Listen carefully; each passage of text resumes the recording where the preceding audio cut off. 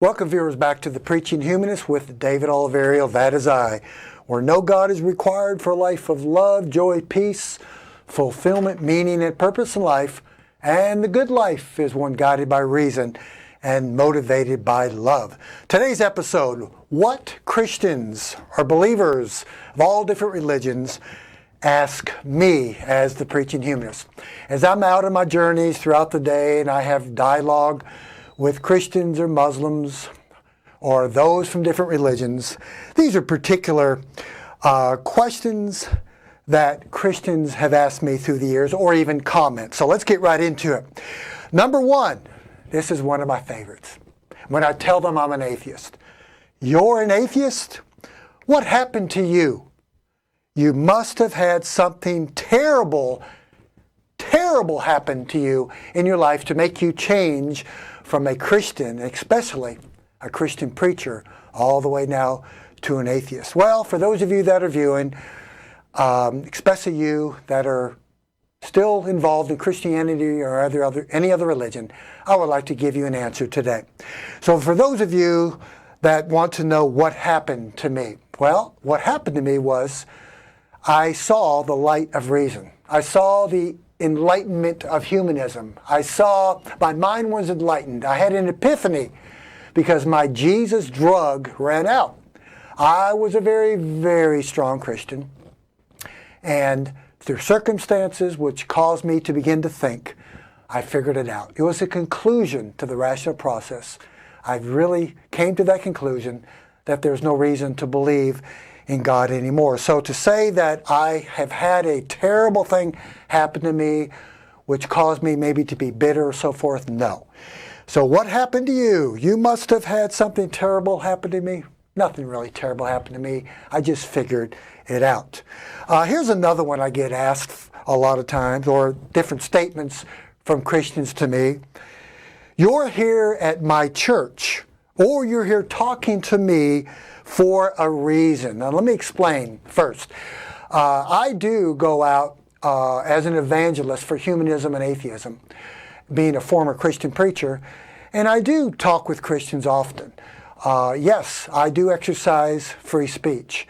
Yes, I do go to churches, and I go sit in Sunday school classes and have great dialogue with Christians, bringing up some really tough questions for Christians to try to get them to think. And what I get many times from Christians and other religious people is, you are here, David, today because God planned it. This was part of God's plan for you. Or in other words, you're still searching for something.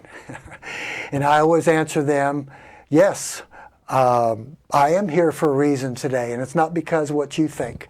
I'm not here because your God planned it. I'm not here because I'm lacking something in my life and I'm unfulfilled in life and there's a void in my life.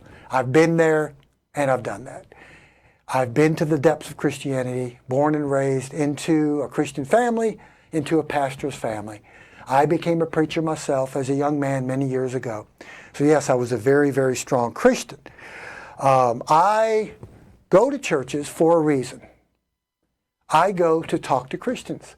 I actually go with the same passion I had as a Christian preacher. I'm the same person.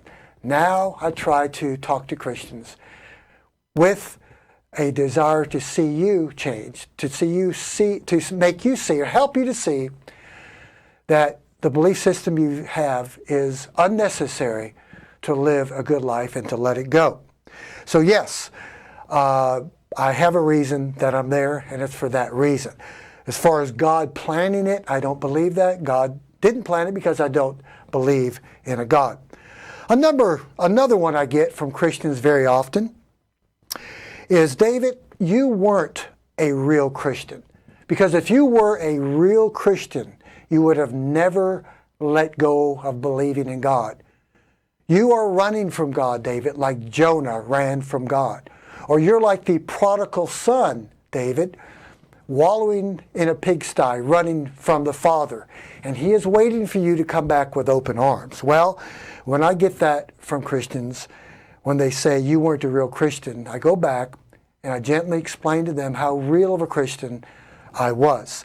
There are many other people, like myself, who were once Christians, who are now atheists, who were once involved in preaching the Christian message, and who are now the same person, but we preach a different message. We were, and many of us were, as real of a Christian as anybody could be. And I could go into detail and tell you how real of a Christian I was, but I'm not going to get into it today because I put it all on episode 1 on the Preaching Humanist show, my show here on YouTube. All you have to do is go to episode 1 and listen to parts 1, 2, 3, and 4. I go into detail and explaining to you, my dear Christian friends, on how real of a Christian I was, how involved I was in prayer, how involved I was in Bible study, and winning souls for Jesus, committing my life to the gospel message of Jesus Christ, what I believe to be true many years ago. Here's another one I get from Christians quite often as I discuss things with you guys and I'm out in my journeys. You, David, are angry with God. You must be angry and bitter at God. Another erroneous statement. I'm not angry at your God. I don't exist. I don't believe that your God exists. How can I be angry at something that I do not believe exists? I am not an angry person. I'm actually a pretty happy guy. And I try to present myself as a very kind person. I fail many times on that, but I try to be as kind as I can, ethical and moral when I deal with other individuals. So I'm angry at God? No, I'm not angry. Sometimes I get angry when I see what Christianity and Islam and other religions do to the human mind, how I believe that these religions are major impediments to human progress, how I believe that these religions are encouraging human beings to go back instead of forward in life and progress ahead. These are different things that bother me about religions, and there are many things that may anger me, but I'm not angry at a God because I do not believe the God exists. Not long ago, I had an individual that I knew many, many years ago. In fact, before I went independent as an evangelist, and before I started my own little churches up in the Waco area many years ago, I was on staff with my father, who is a former pastor, a retired pastor. And I had someone contact me on Facebook. It was a young lady. She was a teenager when I was in my 20s, which makes her in her 40s now because I'm in my 50s. So she found me on Facebook and noticed that I have this YouTube show, and I call myself the Preaching Humanist. And her message to me was, "Oh, David, my soul is saddened for you because you turn your back on God and you're running from God. I grieve for you. The Holy Spirit is grieving for you. You must be unhappy. You must be bitter. You must be angry," and so forth. And I get this quite often from people who once knew me in my previous life as a Christian minister. And I explained to her, as I do with many other Christians, that there's no reason. In fact, my answer to her and my reply to her on Facebook was, "There's no reason to be hurt for me. There's no reason to grieve for me. I'm actually happier now than when I was a Christian. I actually enjoy my life more now as an atheist than when I was a Christian.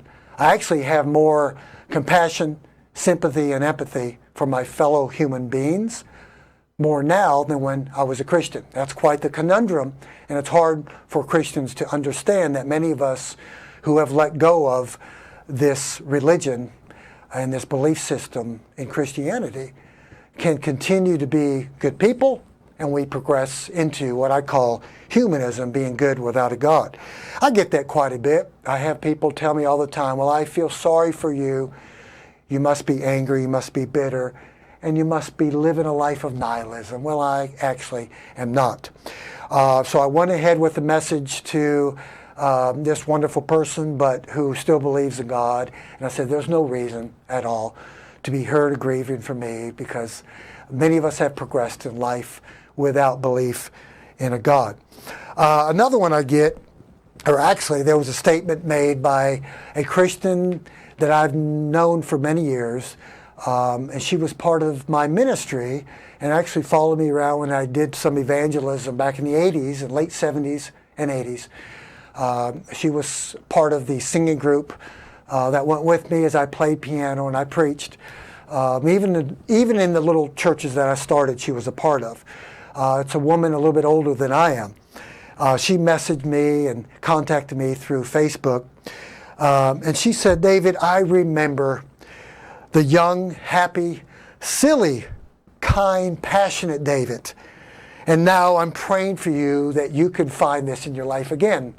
Again, the assertions are made all the time from Christians that those of us who were once Christians and now atheists have lost our joy, have lost our passion for life, have lost our silliness. In fact, I'm still a really silly guy. All you have to do is ask my clients, ask my girlfriend, ask my friends, and yeah, I get very silly. So you know what? I'm the same person I was 25, 30, 35 years ago when I used to preach the Christian message. The passion I have for life is still there. The passion I have to help the needy and help other people, still there. The only difference is I just don't believe in God. So I'm the same person.